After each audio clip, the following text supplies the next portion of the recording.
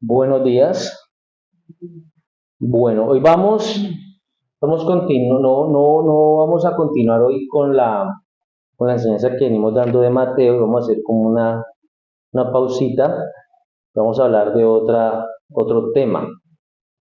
Eh, es importante para las personas que asisten a una iglesia o que somos cristianos, pues primero que todo darle la importancia que eso significa, ¿no? La importancia que debe tener el domingo, el congregarnos. Es un día importante, es el día del Señor, y muchas personas no le dan la importancia que tiene, no le dan el respeto que se merece, no presencian ese día con la reverencia que se merece. Nosotros tenemos que tener claro que cuando vamos a un lugar, respetamos ese lugar al que vamos.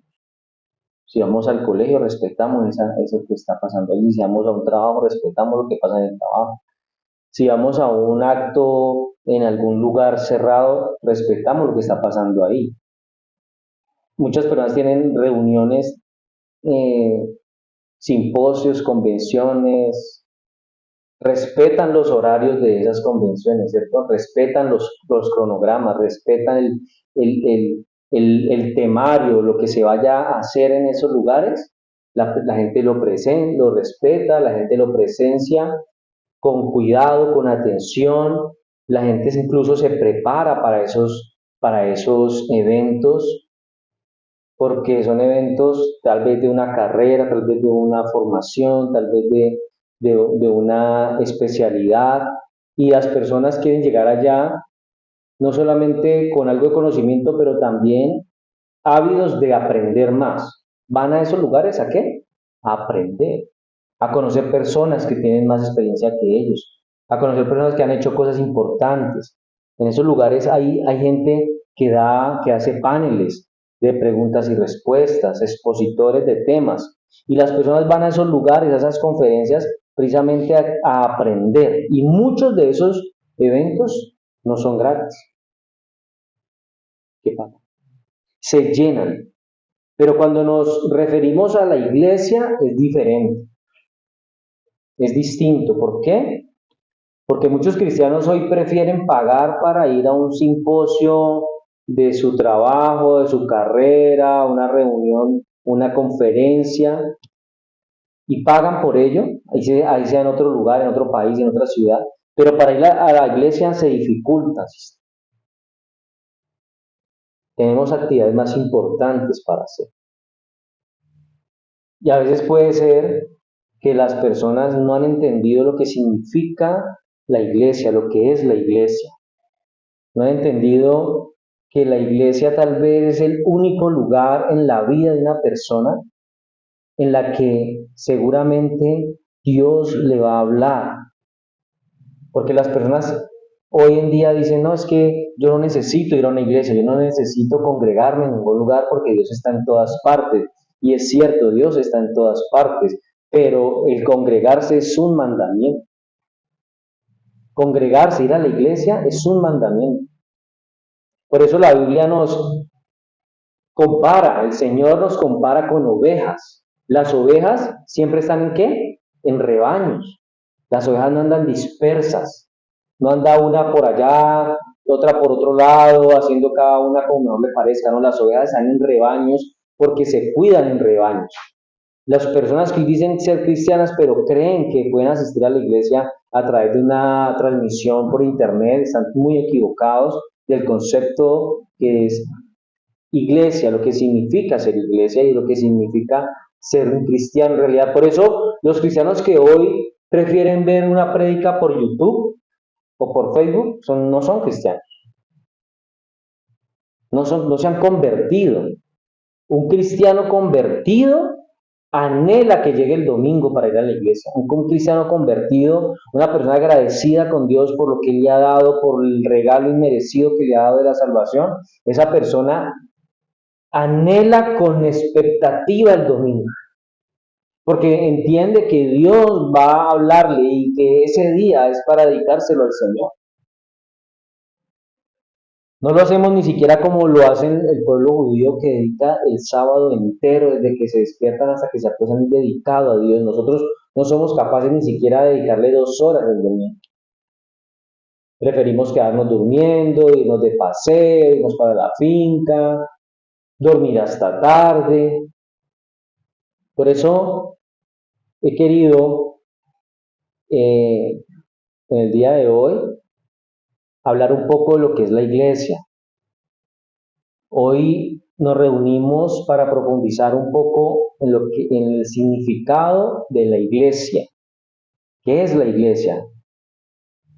Porque a veces podemos perder un poco de vista lo que la iglesia es y lo que la iglesia significa para nosotros como creyentes. La palabra iglesia que nosotros nombramos a veces tanto proviene del griego eclesia, que significa asamblea o congregación.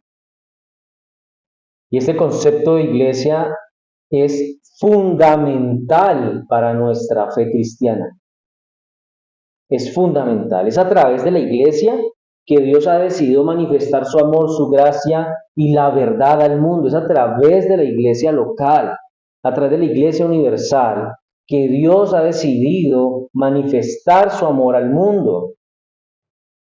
Por eso a lo largo de este sermón, de este estudio, exploraremos la diferencia entre la iglesia universal, entre la iglesia local, los orígenes, la manifestación en la vida del creyente, los derechos y obligaciones del cristiano, también haciendo al final una pequeña comparación entre la iglesia primitiva y la iglesia moderna. El tema de hoy lo hemos llamado la iglesia, así, sencillamente. Pueden poner la imagen. El tema de hoy es la iglesia. La iglesia debe ser algo fundamental para nosotros como creyentes, porque para nosotros es fundamental el trabajo. La persona que tiene un empleo es fundamental su trabajo, hacerlo y hacerlo bien. Cumplirlo a cabalidad, cumplir con las reglas y las normas que ese empleo le da. Es beneficiario de unos derechos que como empleado tiene, pero también de unas obligaciones que como empleado tiene. Un empleado tiene que cumplir el horario, tiene que cumplir con las funciones, y si le colocan funciones adicionales, debe cumplir con esas funciones adicionales. Un empleado, cuando entra a trabajar a una empresa, firma un contrato en el que se obliga a colocar a disposición de esa empresa toda su experiencia, conocimiento y habilidades. Pero cuando hablamos de iglesia, el cristiano promedio, la persona, no quiere tener un compromiso real con la iglesia. No quiere asumir las responsabilidades que como cristiano asume el día que acepta a Cristo. El cristiano quiere recibir las promesas, los beneficios de ser creyente, pero no lo que obliga como cristiano el Señor a cada uno de nosotros. Eso no lo quieren hacer. Quieren recibir la bendición, queremos recibir la promesa, queremos que se cumpla la oración, pero no queremos hacer parte de todo un proceso que se requiere dentro de la iglesia. Primero vamos a definir la creación o a definir lo que es iglesia y la creación de la iglesia. Primera de Corintios capítulo 12, versos 12 y 13. Pablo escribiéndole a los Corintios.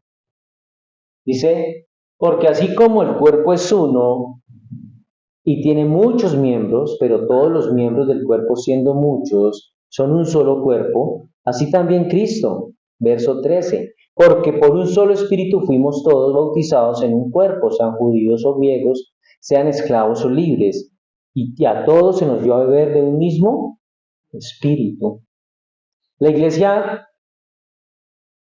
como iglesia universal, se refiere a todos los creyentes en Cristo, a todas esas personas que han creído en el Señor Jesús, a todas esas personas de todos los tiempos y de todos los lugares. El cuerpo de Cristo, entonces, es una comunidad espiritual que trasciende denominaciones, que trasciende culturas, que trasciende geografías. La comparación de Pablo en este pasaje que acabamos de leer de 1 Corintios 12, 12 al 13, no es una comparación entre el cuerpo humano y la iglesia. Pareciera que lo pudiéramos entenderlo así, pero no es una comparación entre el cuerpo humano y la iglesia, sino entre el cuerpo humano y Cristo mismo. Cuando Jesús estuvo en la tierra, entendemos que él tuvo un cuerpo físico, ¿no es cierto? Tuvo un cuerpo físico. Al él ascender al cielo, allá donde está, tiene un cuerpo glorificado. Ahora bien, la Biblia nos enseña también que el Señor Jesucristo tiene un cuerpo espiritual en la tierra. Y ese cuerpo espiritual en la tierra es la iglesia por medio de la cual Él sigue haciendo su obra en el mundo. La obra que el Señor hace en este mundo la hace a través de ¿quién? De la iglesia. Pablo no está diciendo en este texto que la iglesia funciona como un cuerpo humano, sino que la iglesia es real, es un organismo vivo y que efectivamente es el cuerpo de Cristo que está compuesto por todas aquellas personas que han creído en el Señor, porque todas esas personas, como dice Pablo en la carta a los Corintios, todos fuimos bautizados en un cuerpo. No importa si es de Estados Unidos, si es de Europa, si es de Sudamérica, no importa de dónde sea, no importa la raza, no importa el estatus social, lo único que importa es que todos los creyentes han sido bautizados en un solo espíritu. Todos fuimos a beber de un mismo espíritu. No es una simple comparación lo que está haciendo Pablo. Lo que está diciendo Pablo aquí es una declaración de lo que realmente es la iglesia. Por eso la iglesia, hablando ya, ahí la estamos definiendo un poco y hablamos de que la iglesia fue fundada ¿por quién? ¿Por el Papa? La iglesia fue fundada por Cristo. La iglesia fue establecida por el derramamiento del Espíritu Santo en el día del Pentecostés. De acuerdo a lo que dice Hechos capítulo 2 del 1 al 2. Y cuando llegó el día de Pentecostés estaban todos unánimes, juntos. Y de repente vino del cielo un estruendo como de un viento recio que soplaba, el cual llenó toda la casa donde estaban sentados. El día del Pentecostés era una fiesta judía que se celebraba 50 días después de la Pascua, por eso se llama Pentecostés, Pente de Penta, de 50. 50 días después de la fiesta de la Pascua se celebraba el día del Pentecostés. ¿Qué se celebra el día de Pentecostés? Se celebraban las primicias de las cosechas. En esos rituales judíos de ese tiempo, la primera gavilla del trigo o de la primera gavilla de la cebada se cosechaba y era presentada a Dios el día de la Pascua, la primera gavilla de la cebada. Pero el día del Pentecostés se presentaban las primicias del trigo, ya toda la cosecha, todas las primicias de toda la cosecha. Por eso el día del Pentecostés también es llamado como el día de las primicias. Además de esto, la tradición judía también enseñaba que el día de Pentecostés marcaba el día cuando la ley de Dios fue entregada al pueblo de Israel. Para ellos, el día de Pentecostés marcaba ese día. Por eso también los judíos llamaban al día del Pentecostés Simchat Torah o gozo de la ley. Porque para ellos en el día del Pentecostés les fue dada la ley. Entonces, el día del Pentecostés en el Antiguo Testamento o en el Antiguo Pacto, Israel recibió la ley. Pero en el día del Pentecostés del Nuevo Testamento, la iglesia recibió el Espíritu de gracia en plenitud. Ahí está esa pequeña comparación. El pasaje dice, estaban todos unánimes juntos. ¿Qué es unánimes? Unánimes es estar todos de acuerdo, de unidad. Estamos pensando lo mismo. ¿cierto? Eso significa unánimes. El pasaje dice estaban todos, el pasaje no dice estaba una parte de las personas, estaba una parte de los discípulos, habían unos porque los otros se quedaron trabajando, porque los otros se habían ido de viaje, había una pequeña parte de los creyentes que decidieron ese día reunirse. No, dice estaban todos. Y lo que pasa en las iglesias hoy en día es que no estamos todos. Porque muchos hoy le dieron una prioridad a algo, no a Dios, a algo o a alguien diferente a Dios. Entonces no están todos. En las iglesias hoy, normalmente, no están todos. Unánimes tampoco, porque si estuvieran unánimes, tendrían que estar todos, porque todos tendrían el mismo pensamiento, la misma idea, el mismo sentimiento, y por eso estarían unánimes, y estarían como efecto de eso, juntos. Hoy vemos que en las iglesias tal vez no estamos todos juntos unánimes. Habremos unos que tal vez podremos estar unidos en el mismo sentir, pero la idea es que estemos todos y que estemos juntos, porque eso es lo que hace ser iglesia. Dice que estaban reunidos todos compartiendo el mismo corazón. Unánimes es estar juntos, unidos, compartiendo el mismo corazón, el mismo amor por Dios, la misma confianza en las promesas de Dios y obviamente el mismo lugar. Hay cristianos que un domingo pueden ir a una iglesia y al domingo siguiente van a otra y al domingo siguiente van a otra, pero no se quedan en un lugar, porque esas personas no comparten el mismo corazón, no comparten el mismo amor por Dios, no comparten el sentido de pertenencia por ese mismo lugar. Entonces se les hace fácil estar brincando de un lado a otro y no son parte de nada. Están en todo, pero no son parte de nada.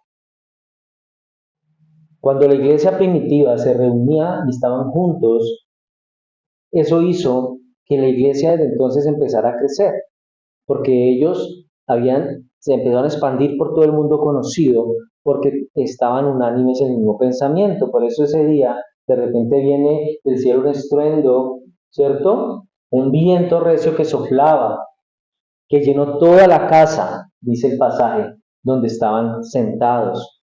La única manera de recibir ese poder del Espíritu Santo, de recibir ese respaldo del Espíritu Santo, de recibir esa presencia del Espíritu Santo, es cuando todos estamos reunidos en un mismo sentir.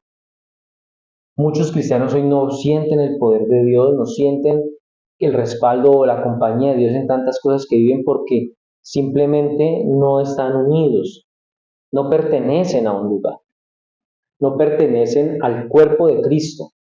Creen que lo hacen porque de vez en cuando van a una iglesia, pero han preferido no hacerlo así y por eso cuando tienen problemas económicos, problemas sentimentales y cualquier clase de situaciones en su vida, se van a sentir solos. El cristiano verdadero, el que se ha convertido a Cristo, el que ha nacido de nuevo, aunque tiene problemas y dificultades, él no se siente solo. En el corazón sabe que no está solo, sabe que Cristo está ahí, porque hoy muchos cristianos en muchas iglesias se han acostumbrado, los han enseñado a que son beneficiarios de las promesas. Por eso cuando están en medio de la dificultad, cuando están en medio del problema, sienten que Cristo no está allí, que Dios los dejó solos. Pero es que es en el medio de la prueba y en medio de la dificultad donde realmente Dios está. Dios no necesita estar al cumplimiento de la promesa porque ya te lo dio, ya te está haciendo feliz. Él quiere estar contigo en el momento del proceso, de la dificultad, en el momento de la tribulación. Allí es donde Dios está, aunque muchas personas crean que no. Mientras que no pensemos eso, no vamos a poder recibir esa presencia del Espíritu Santo en nuestras vidas. Segundo, la iglesia universal y la iglesia local. Efesios 4, versos 4 al 5.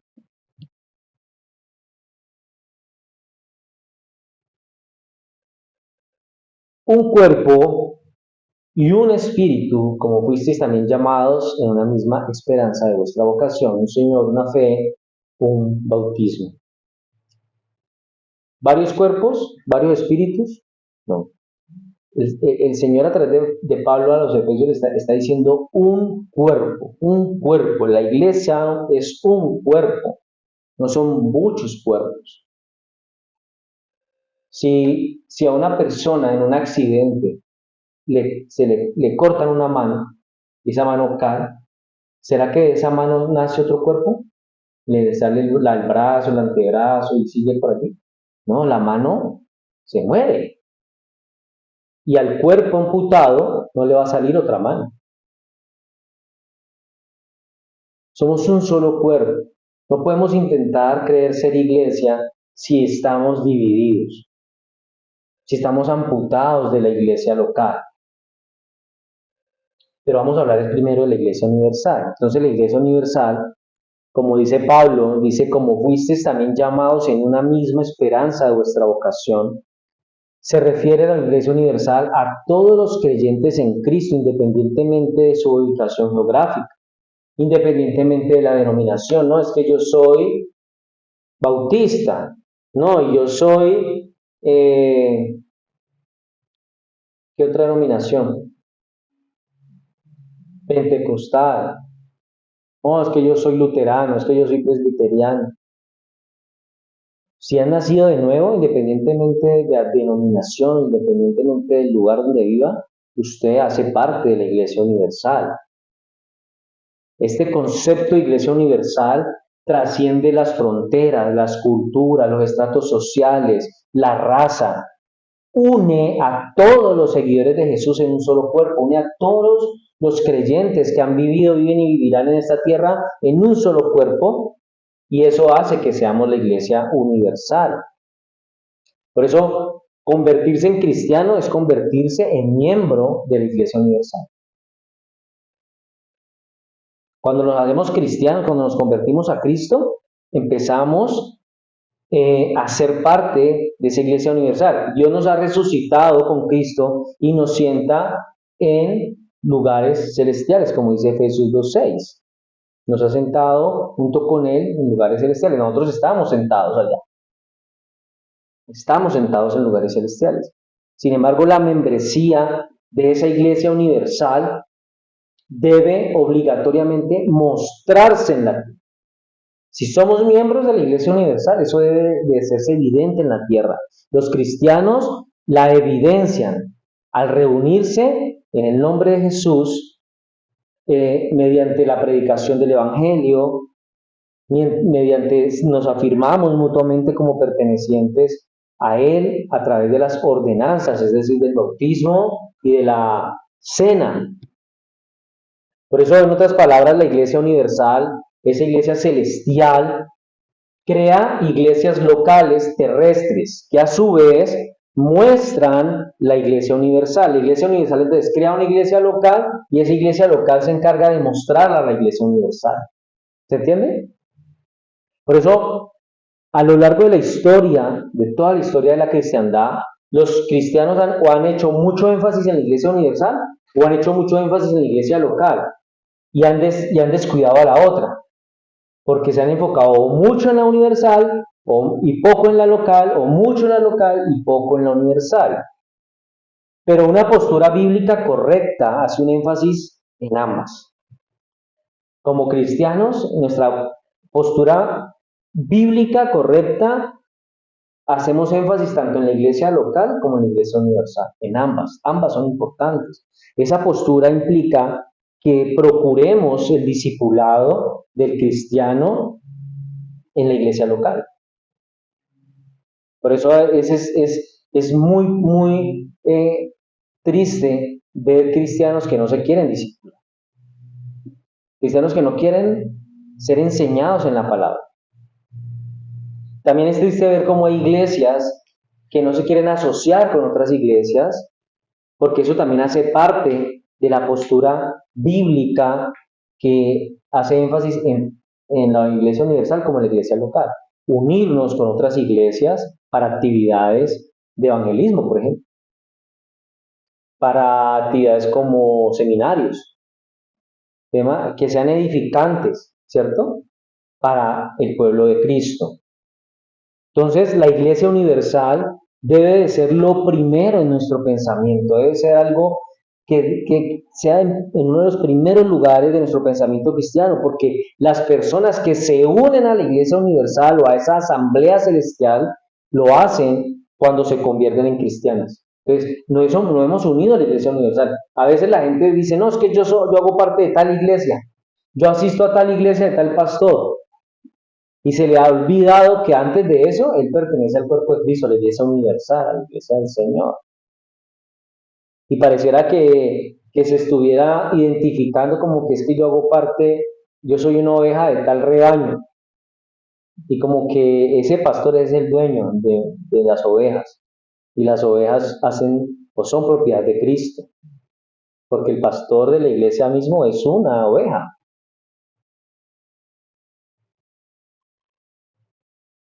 Vamos a hablar de la iglesia local. La iglesia local entonces es una asamblea terrenal.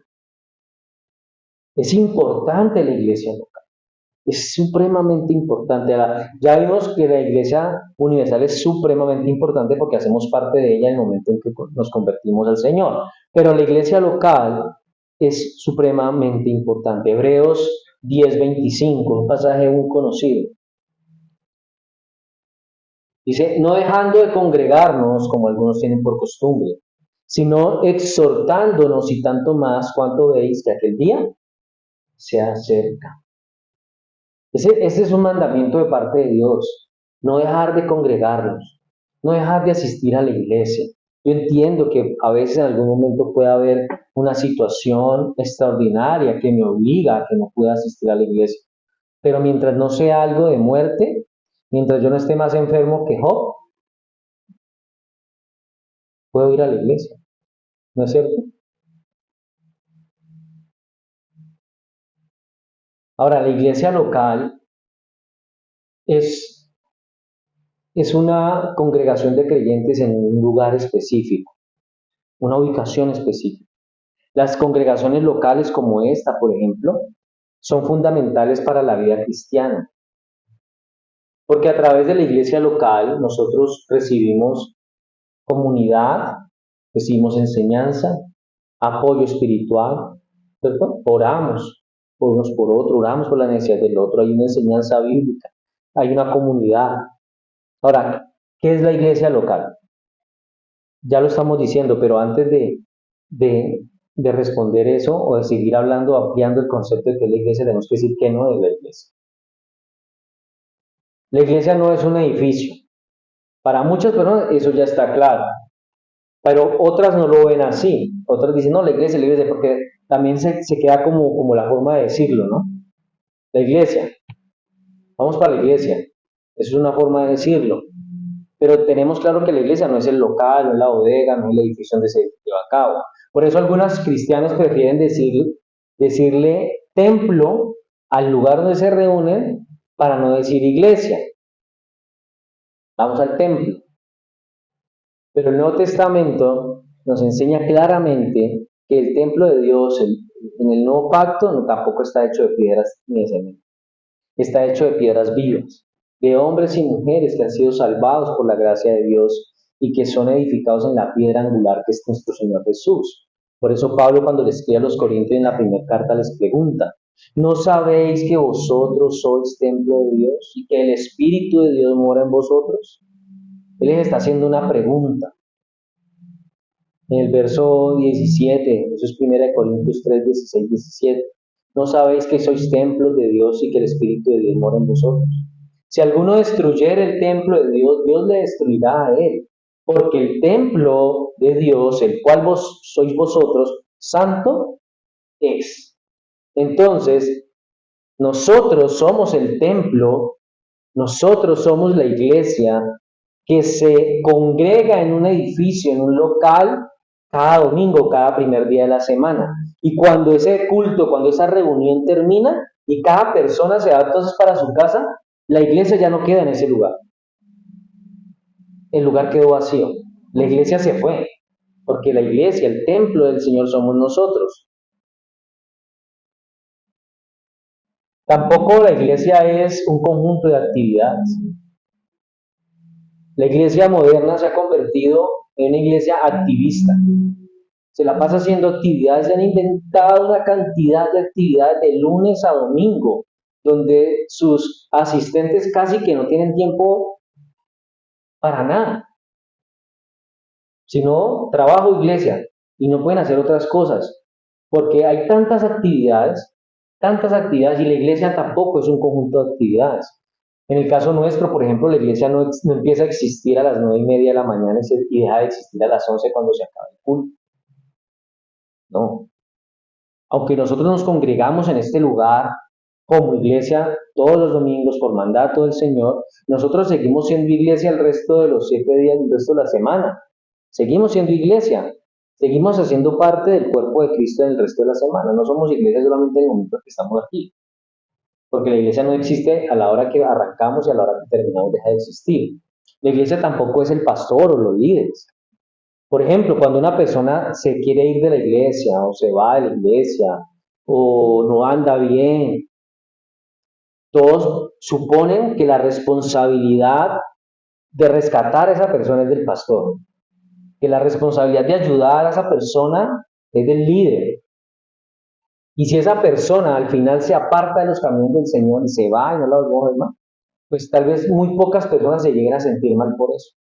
Porque para ellos la responsabilidad de quién es? Del pastor. El pastor es el que tiene la responsabilidad de conseguir almas y de hacer que esas almas estén allí. Y las demás personas tal vez no se sienten responsables de eso. Pero todos somos responsables de todos dentro de la iglesia. El pastor y los líderes, aunque tenga una posición, una función particular, él o ellos no son la iglesia. ¿Somos quiénes? Todos. Todos. Todos tenemos responsabilidad. Romanos 15, 14.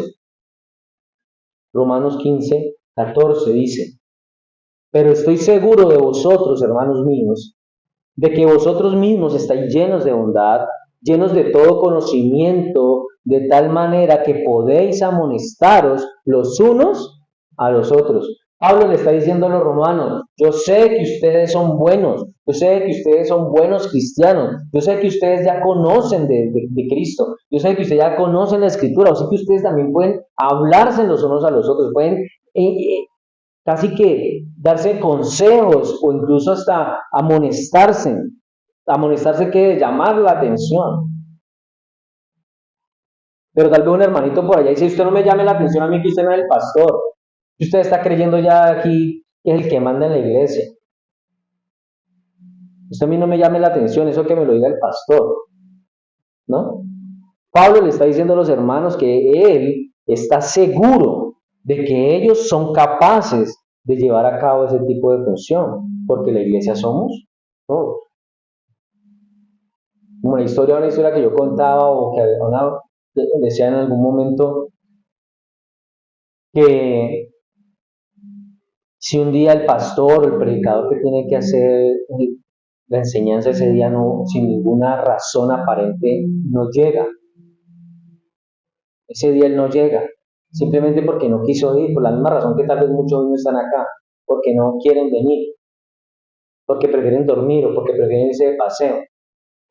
Y las personas que llegan, que son puntuales, que son comprometidas, llegan y el pastor no llega y no está y no aparece y pasa la hora y las 2 horas y él nunca llegó, y la razón es que no quiso venir. Las personas que están ahí tal vez se pueden sentir molestas, ¿no? Pero ¿cómo así? Pues hubiera avisado, hubiera dicho que no iba a venir, que no iba a hacer iglesia hoy, entonces no hubiéramos perdido la venida.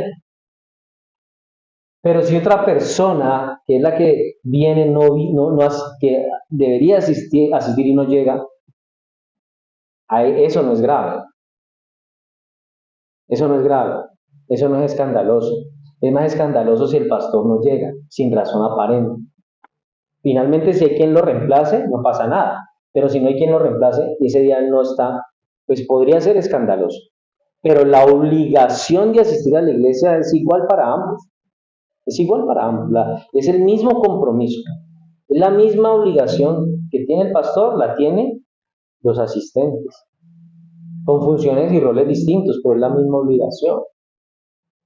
Pero muchas veces en las iglesias sucede que tal vez la gente no va pero no pasa nada. Pero si no llegara a ir el que tiene que estar, sí pasa. Dice Hechos 2:42, y perseveraban en la doctrina de los apóstoles, en la comunión unos con otros, en el partimiento del pan y en las oraciones.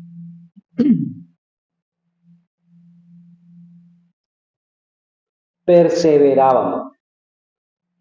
Esa palabra perseverar tiene que ver con mantenerse firme, con estar allí, fuerte. La iglesia local es una manifestación concreta y visible de la iglesia universal en un lugar específico. La iglesia universal no la podemos ver porque hace parte de un cuerpo espiritual de creyentes que ya muchos ni están vivos, ¿cierto? Por eso la iglesia local la hace visible en una ubicación específica, con una membresía específica, con un liderazgo específico, en un lugar específico. Es una comunidad de creyentes que se reúne regularmente, es decir, cada domingo, para la adoración, enseñanza, comunión y servicio. Es en ese contexto donde viene a ser evidente que la iglesia local en realidad es un cuerpo en el que todos los miembros, cada persona, se han comprometido entre sí para cuidarse, para adorar juntos, para aprender juntos. Por eso la membresía celestial de un cristiano en la iglesia universal necesita mostrarse en la tierra. Necesita mostrarse en la tierra. La membresía en la iglesia universal describe una realidad posicional. Posicional. ¿Qué quiere decir esto? Que la membresía universal en mi vida demuestra una posición, un estatus, ¿cierto? Por eso la iglesia es tan real, tanto en este mundo como fuera de este mundo, en el universo, si hay algo real, es la iglesia.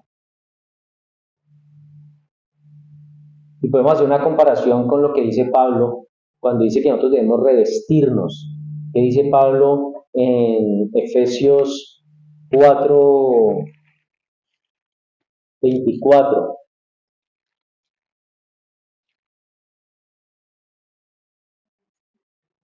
¿Estáis revestidos del qué? Vestidos del nuevo hombre creado según Dios, en la justicia y santidad de la verdad. Nosotros ahora tenemos que revestirnos de esa identidad cristiana que debe ser evidente. No somos cristianos porque sí, yo soy cristiano. Yo soy cristiano, yo creo en Dios y leo la Biblia. Y yo por ahí veo predicar en internet. Pero yo no voy por allá a ningún lado. No está siendo evidente. Esa membresía que cree que tiene en la iglesia universal no la está haciendo evidente a través de la iglesia local. Por eso podemos decir que ese tipo de cristianos no es un verdadero cristiano. No está mostrando esa justicia posicional en actos reales y evidentes que demuestren su identidad cristiana. Muchas personas no han valorado y no han respetado el lugar donde Dios los colocó.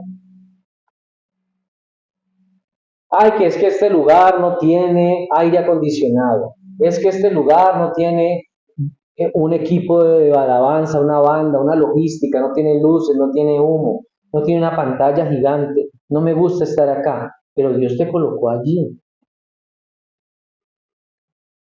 La Biblia en ninguna parte nos dice, aparte porque no existía, que la iglesia primitiva tuviera una logística impresionante. La iglesia primitiva era una iglesia sencilla.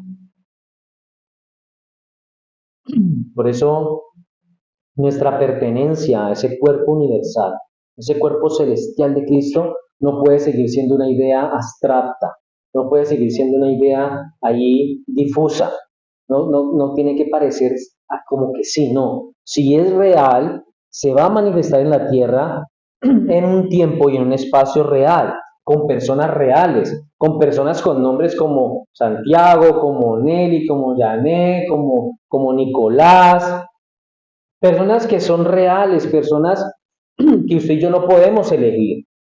Cuando vamos a una iglesia, yo no puedo elegir quién vaya o quién no vaya. Son personas que tal vez pueden llegar a ser mejores o peores cristianos que yo. Pueden ser personas que tal vez me desilusionen, que tal vez me decepcionen, pero que tal vez me ayuden y me animen a seguir a Jesús. La pertenencia a esa iglesia universal debe hacerse visible en una reunión local de cristianos. Dios, Cristo, diseñó la iglesia. Cristo habla en la Biblia en muchos pasajes de la iglesia, diseñada como una reunión de personas. Por eso dice Hebreos capítulo 10, verso 24 y 25.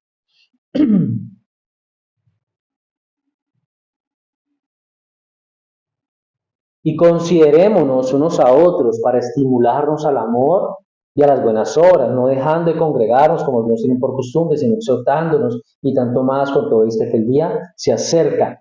Cuando vamos a una iglesia, cuando hacemos parte de ese grupo, de esa reunión de cristianos en un lugar específico, nosotros empezamos a tenernos en cuenta, a ayudarnos, a estimularnos, a inspirarnos, a motivarnos entre juntos para seguir adelante en las buenas obras, en seguir adelante en el crecimiento de la iglesia. Sobre todo cuando nosotros necesitamos esa oración, cuando necesitamos ese apoyo espiritual, cuando necesitamos ser enseñados, discipulados. A eso se refiere el autor de Hebreos cuando dice considerémonos unos a otros para estimularnos en amor y en las buenas obras. No estimularnos para decir, no vamos por allá. ¿Qué puede hacer un cristiano que deja de ir a la iglesia o que va de manera irregular frente a uno que sí lo hace regularmente? El que asiste a la iglesia, ¿por qué puede pensar de ese que falta y que deja de ir por meses? ¿Qué puede pensar? Pues que cuando tenga la oportunidad de decirle, venga, porque no has vuelto, porque no te he vuelto a ver en la iglesia. Pero esa persona seguramente no le va a gustar que le digan eso. Esa persona va el día que quiera ir, el día que le da la gana de ir, ese día querrá llegar, pero no querrá que nadie le diga nada, ni que nadie le pregunte nada, ni que nadie se preocupe por él, porque él va cuando él le da la gana. Ese no es una oveja, ese es una cabra. Esa anda y se sube y se trepa para donde quiere y no le importa nada.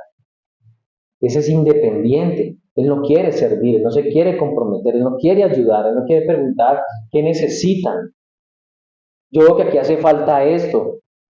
¿En qué puedo ayudar? ¿En qué puedo colaborar? ¿Qué podemos hacer? Esa persona no quiere eso. Esa persona quiere ser motivada un día y irse con algo que ese día tal vez pudo, no sé, consentir un poco su conciencia para después irse a seguir una vida corrupta. La relación que hay entre la iglesia universal con la iglesia local es que la iglesia universal crea iglesias locales. Y esas iglesias locales prueban y dan evidencia, muestran, incluso hasta defienden y protegen a la iglesia universal. Porque nosotros como cristianos no vamos a permitir que la iglesia universal sea pisoteada o que se hable mal de la iglesia. Entonces salimos en defensa de la iglesia. Ah, sí, que hay gente que se hace pasar por cristianos, falsos maestros, que enseñan lo que no es, que roban a la gente, que se aprovechan de la fe de las personas, pero la mayoría de cristianos no son así. ¿No es cierto? La mayoría de pastores no son así. Tenemos que defender la iglesia. Por eso la iglesia local incluso protege y defiende a la iglesia universal. Tercero, derechos y obligaciones de los miembros de la iglesia.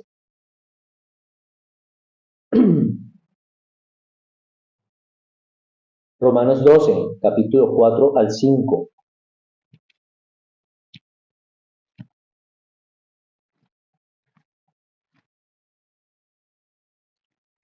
Porque de la manera que un cuerpo tenemos muchos miembros, pero no todos los miembros tienen la misma función, así nosotros siendo muchos somos un cuerpo en Cristo y todos miembros los unos de los otros.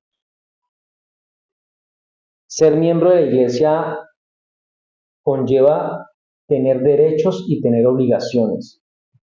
Como miembro de la iglesia local yo tengo derechos y tengo obligaciones. Uno de los derechos es, tengo acceso a la comunión, ese es un derecho, tener acceso a la comunión.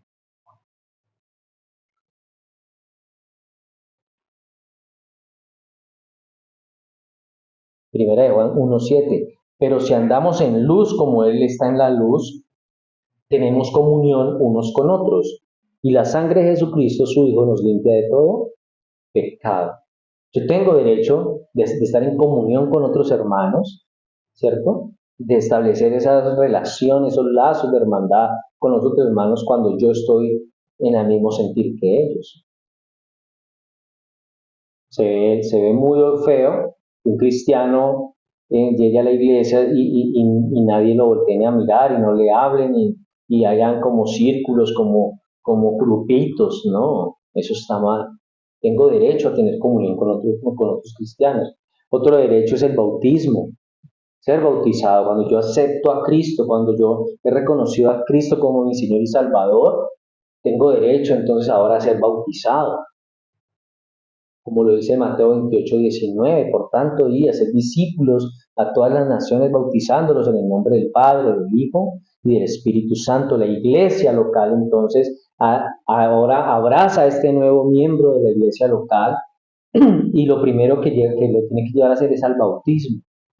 Y esa persona se encontró con Cristo. Esa persona ha sido cambiada. Y cuando hablo de se encontró no es porque fue una finca y se quedó 3 días por allá, viviendo en un mundo espectacular, ¿cierto? Como en las nubes.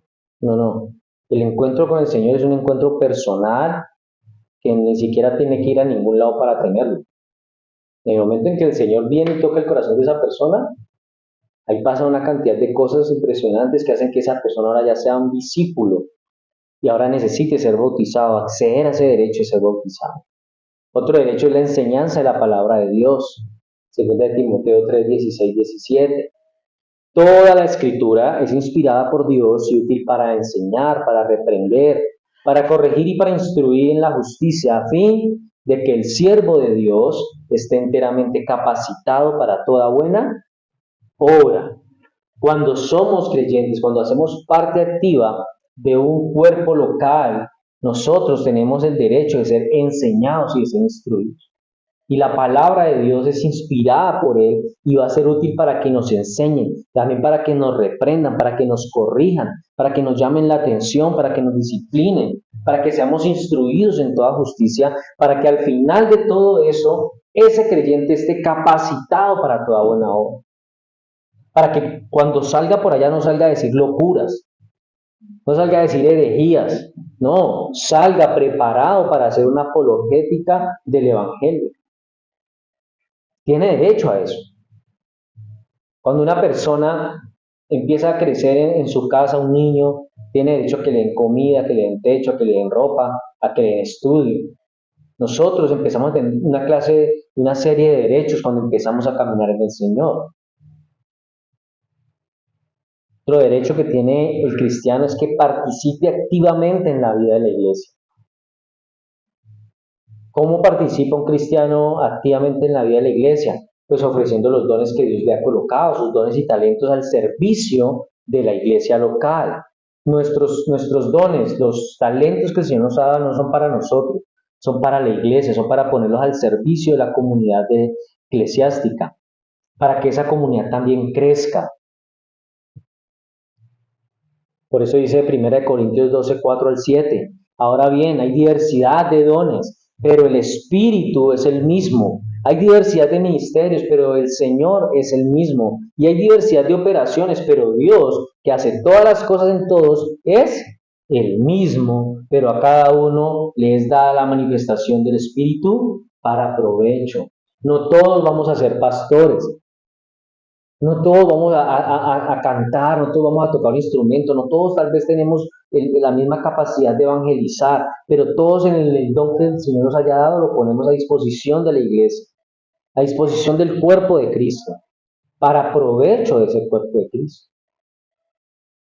Tal vez hay personas que hacen las cosas para su propio provecho, para ganar fama y reconocimiento, pero el cristiano verdadero utiliza los dones que Dios le ha dado para el provecho de la iglesia. Y entre las obligaciones que tenemos como cristianos se destacan el amor y el cuidado mutuo. Esa es una de las obligaciones. Juan 13, verso 34 al 35. Un mandamiento nuevo os doy, que os améis unos a otros, como yo os he amado, que también os améis unos a otros. En esto conocerán todos que sois mis discípulos, si tuvierais amor los unos con los otros. O sea que una de las obligaciones que tengo como creyente es amar a mis hermanos, ¿cierto? Ese amar tiene que ver con el cuidado, estar pendiente, de alguna u otra manera ayudar a mis hermanos en la iglesia. Al hacernos miembros de la iglesia local, usted y yo adquirimos ese compromiso de cuidarnos mutuamente en cuanto a lo que nuestra obediencia a Cristo demanda, porque Cristo es nuestro Señor y Rey. Por eso recordamos también las palabras que dice Pablo en el capítulo 12, verso 5. Así nosotros, siendo muchos, somos un cuerpo en Cristo y todos miembros los unos de los otros. Por eso es que en el Nuevo Testamento usted y yo podemos encontrar tantos mandamientos que hablan de los unos a los otros. Les voy a decir algunos rápidamente. Ámense unos a otros, 1 Pedro 1:22. Vivan en paz unos con otros, Tesalonicenses 5:13. Prefiéranse unos a otros, Romanos 12:10. Edifíquense unos a otros, Romanos 14:19. Acéptense unos a otros, Romanos 12:16. Amonéstense unos a otros, Romanos 15:14. Preocúpense unos por otros, 1 Corintios 12:25. Sírvanse unos a otros, Gálatas 5:13. Sopórtense con paciencia los unos a los otros, Efesios 4:2. Sean bondadosos y compasivos unos con otros, Efesios 4:32. Perdónense unos a otros, Colosenses 3:13. Canten unos a otros, Efesios 5:19. Anímense unos a otros, 1 Tesalonicenses 4:18. Confiesen sus pecados unos a otros, Santiago 5:16. Oren unos por otros, también en Santiago 5:16. Hospédense unos a otros, 1 Pedro 4:9. Salúdense unos a otros, Romanos 16:16 y 1 Corintios 16:20. Hay muchos en los que Pablo está hablando en sus cartas de las cosas que tenemos que hacer como creyentes los unos con los otros dentro de la iglesia. Pero ¿cómo podemos hacer todo esto cuando la gente no va a la iglesia? ¿Cómo podemos hacer eso con esas personas que saben que deberían asistir a la iglesia pero no asisten? Pues queda muy difícil.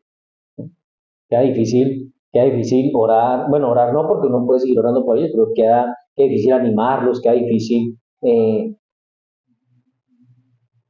otra cosa decía aquí? Servirlos y amonestarlos. Queda difícil hacer muchas cosas, porque como cuerpo tenemos que estar unidos. Ya decíamos que si una parte del cuerpo va amputada, esa parte del cuerpo va a morir. La evangelización, compartir el mensaje de salvación con otros es otra obligación. Por eso la obligación de la iglesia local es doble. ¿Por qué es doble? Porque primero, tiene que fortalecer a los miembros en la fe. Y segundo, alcanzar a otros con el Evangelio. Entonces el trabajo de la iglesia en temas de evangelización es doble. Por eso dice Mateo 28, 19, 20. Por tanto, id a ser discípulos a todas las naciones, bautizándolos en el nombre del Padre, del Hijo y del Espíritu Santo, enseñándoles que guarden todas las cosas que os he mandado, y he aquí yo estoy con vosotros todos los días hasta el fin del mundo. Nosotros hemos sido llamados a llevar el mensaje del Evangelio, que todo lo que el Señor nos ha enseñado a nosotros, eso nosotros mismos se lo tengamos que enseñar a esas personas y que esas personas lo sigan, lo guarden, lo ejecuten, lo lleven por obra. Pero cuando las personas no van a la iglesia a recibir, mucho menos van a querer darle algo a alguien porque no pueden dar de lo que no tienen. Usted no puede dar algo que usted no tiene. Usted no puede hablar de Cristo cuando usted no tiene a Cristo en su corazón. Usted no puede dar de la palabra de Dios porque usted está vacío. Usted no tiene la palabra de Dios para compartirla con otros. Los cristianos tienen otra responsabilidad y es la de vivir una vida santa, servir a la comunidad y proclamar el Evangelio. Romanos 12:1.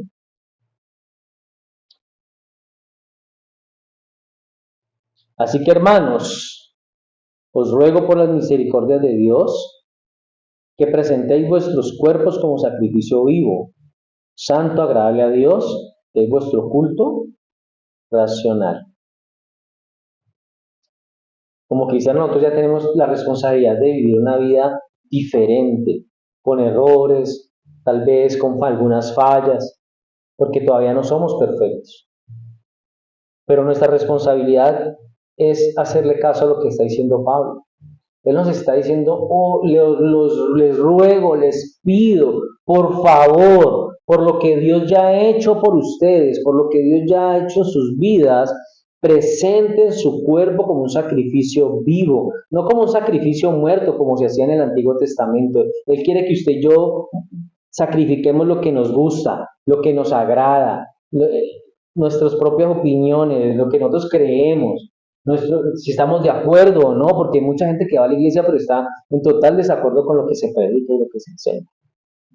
Pero Pablo está diciendo, preséntese su cuerpo como un sacrificio vivo, renuncie a todo eso que a usted le gusta, a todo eso que le impide ir a la iglesia un domingo, a todo eso que a usted lo seduce para que no viva una vida santa, a todo eso que a usted lo seduce para no servir a la iglesia local, a todo eso que a usted le impide proclamar el evangelio del Señor. Renuncia a todo eso y renuncia a usted mismo. Dios quiere que renunciemos incluso a nosotros mismos, porque solamente así vamos a hacer un sacrificio santo y agradable a Dios. Pero hay muchas personas que tal vez no están viendo la mano de Dios en sus vidas porque ellos no se están rindiendo al Señor, no están siendo un sacrificio vivo al Señor. Ellos todavía se están resistiendo a, a, a, a obedecer. Muchas personas hoy se están resistiendo a estar de acuerdo con lo que dice la Escritura. Hoy todavía cuestionan la Escritura. Hay cristianos que hoy todavía no están de acuerdo con muchas cosas. Hay mujeres que son cristianas y que son feministas. ¿Cómo puede entonces una persona así, que tiene una responsabilidad de vivir una vida santa y agradable al Señor, vivirla? No puede. Cuarto, vamos a ver una pequeña comparación entre la iglesia primitiva y la iglesia moderna. Hechos 2:4-2. Y perseveraban en la doctrina de los apóstoles, en la comunión unos con otros, en el partimiento del pan y en las oraciones.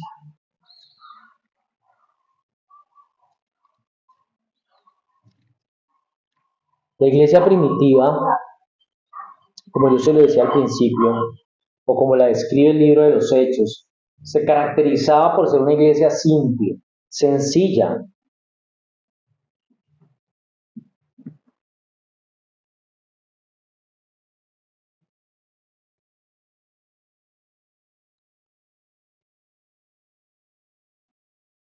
Era una iglesia que tenía un fervor evangelístico. Su unidad y su dependencia al Espíritu Santo eran innegables. De esa manera se veía la iglesia primitiva. Voy a corregir aquí el pasaje.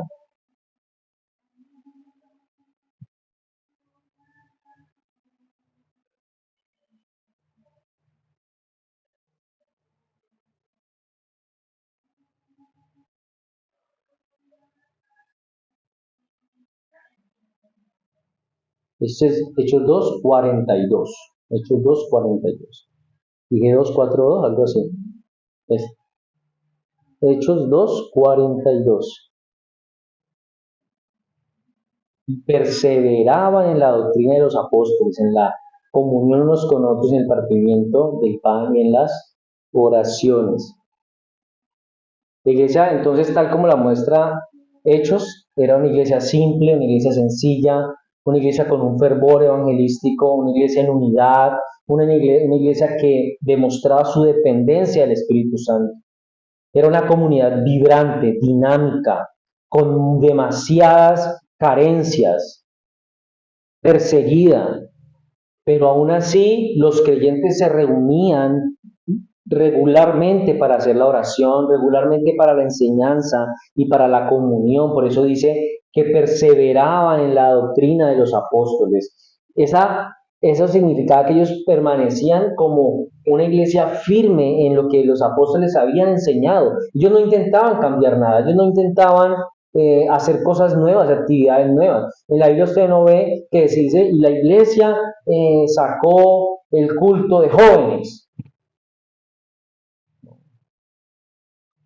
Ahí no leemos que, y tal hermano en la iglesia primitiva se encargaba de la enseñanza a los niños. O no vemos que dice en la iglesia de Hechos, y tal día de la semana se reunían las damas de la iglesia.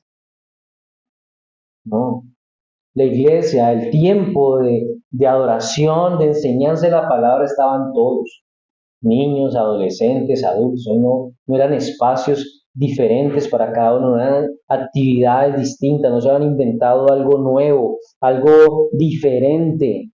Hoy en día las iglesias hasta se disfrazan. Hoy las iglesias tienen ideas como poner luces, pantallas que usted no sabe si entró a una discoteca o a una iglesia. Todo con el fin de añadir gente nueva, de atraer jóvenes, de poderlos entretener, pero cuando esas personas se aburran, esas personas se van a ir, porque esas personas no fueron por la palabra, fueron por una actividad. Yo no puedo traer gente a la iglesia para entretenerlos con un gancho, con una actividad, no, yo tengo que traerlos por la palabra de Dios y es Dios el que los va a mantener firmes allí. Si se van a ir porque nunca habían aceptado a Cristo. La iglesia primitiva no se preocupaba por estar haciendo actividades nuevas que entretuvieran a las personas. ¿Qué es lo que pasa hoy en día en muchas iglesias? Muchas iglesias no están perseverando en la doctrina, están enseñando cosas nuevas. Quieren innovar con la Biblia. Ahora, no solamente esto, no solamente perseveraban en la doctrina de los apóstoles, sino que también lo hacían en la comunión unos con otros. Hay muchas personas que hoy van a la iglesia, pero que van y no quieren relacionarse con los hermanos de la iglesia. Llegan y así como termina el servicio quieren salir corriendo de la iglesia, no desean mantener ningún tipo de relación o de amistad con las personas que están en la iglesia porque tal vez les parece aburrido. Este tipo de cristianos prefieren las amistades del mundo, prefieren relacionarse con personas mundanas, incrédulas, porque según ellos esas personas son más divertidas. Con esas personas tal vez pueden llegar a practicar cosas que con la gente de la iglesia no. Tal vez con la gente del mundo pueden hablar de cosas y usar palabras que tal vez con los de la iglesia no pueden hacer. Por eso no hay comunión unos con otros como en la iglesia primitiva. La diferencia que hay entre la iglesia moderna. En la iglesia primitiva perseveraban también en la comunión unos con otros, en la iglesia moderna no quieren hacerlo. Tal vez cooperar con los hermanos de la iglesia, tal vez participar en la cena del Señor, tal vez participar en un tiempo de oración es aburrido, eso no resulta atractivo. Pero si yo tengo unos amigos allá afuera que me invitan a un bar, a tomar algo, eso sí es divertido, eso es más atractivo. En la iglesia primitiva compartían sus bienes y cuidaban de los necesitados. Hechos 2:44.